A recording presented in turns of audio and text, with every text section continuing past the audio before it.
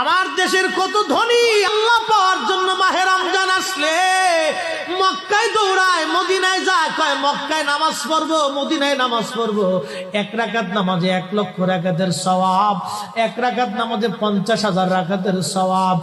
উমরা করে মক্কায় কাটায় সময় মদিনায় কাটায়, মক্কায় কোরআন খতম দিতে চায়, মদিনায় কোরআন খতম দিতে চায়। সওয়াব মাহে রমজানে অগণিত সওয়াবের আশায় ব্যক্তিগুলি আল্লাহর ঘরে হাজিরা দেয়, কিন্তু বাড়ির পাশে গ্রামের কত গরিব মানুষ টাকার অভাবে বাবা ভালো ইফতার করতে পারে না, টাকার অভাবে কত মা ভালো সেহরি করে রোজা রাখতে পারে না। এই ধনীরা এই গরিব মানুষের ঘরে খাবার না দিয়ে আল্লাহরে পাওয়ার জন্য মক্কা মদিনায় দৌড়ায়।